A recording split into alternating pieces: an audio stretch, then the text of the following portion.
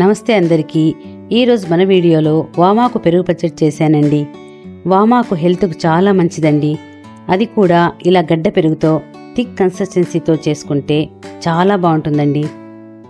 ఈ పచ్చడిని ఒక్కో ప్రాంతంలో ఒక్కో రకంగా చేస్తారండి. అయితే రాయలసీమలో కారంగా చేసుకుంటామండి. మీరు ఈ రెసిపీని రాగి ముద్దతో కానీ అన్నంతో కానీ కలిపి తింటే చాలా రుచిగా ఉంటుందండి. ఇప్పుడు ఈ రెసిపీ ఎలా చేయాలో కావలసిన పదార్థాలేవో తెలుసుకుందాం. ముఖ్యంగా ఒక అర లీటర్ పెరుగు, ఒక కప్పు పచ్చి కొబ్బరి తురుము, ఒక 10 పచ్చిమిరపకాయలు, ఒక 5 ఎండుమిరపకాయలు, సగం కప్పులో శనగపప్పులు, సగం కప్పు వేయించిన పల్లీలు, ఒక 10 వామాకులు, ఉప్పు, పసుపు కొద్దిగా జీలకర్ర, ఆవాలు, మెంతులు, ఇంగువ, తరిగి పెట్టుకున్న కొత్తిమీర. ఇప్పుడు ఎలా చేయాలో చూద్దాం. ముందుగా వామాకులను శుభ్రంగా నీటితో కడగాలండి. ఇలా ఒక్కొక్క ఆకుని మట్టి లేకుండా క్లీన్గా కడగాలి.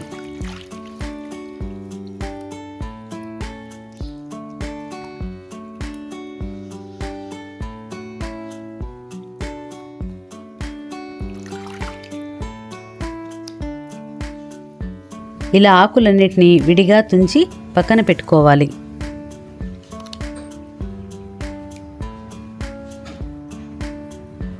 మనం తుంచుకున్న ఆకులను ఇలా కట్ చేసుకోవాలండి.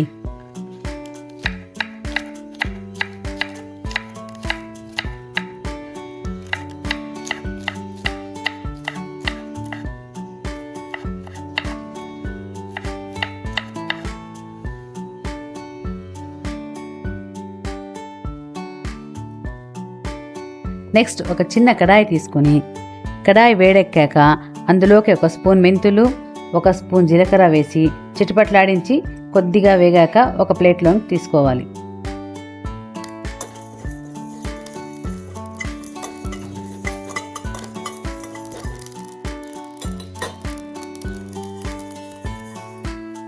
కొద్దిగా పల్లీలు వేసి వేయించి అదే ప్లేట్లోనికి వేసుకోవాలి. అలాగే కొద్దిగా ఆయిల్ వేసుకొని పచ్చిమిరపకాయలను వేసి వేయించుకోవాలి.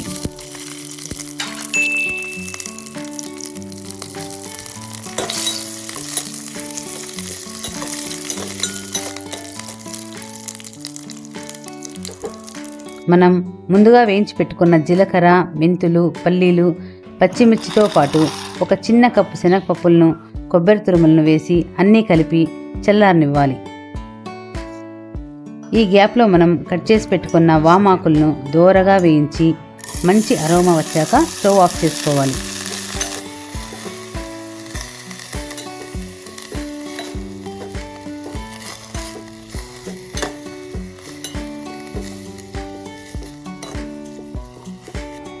ఇప్పుడు మనం వేయించుకున్న మిక్చర్ అంతా చల్లారిపోయిందండి. మిక్సీ పట్టేద్దాం.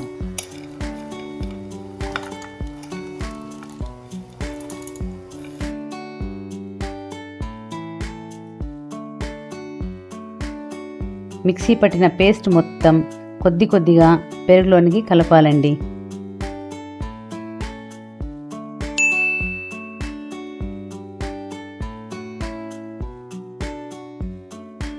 తర్వాత మనం వేయించిన వామాకులను కూడా కలిపేసుకోవాలి.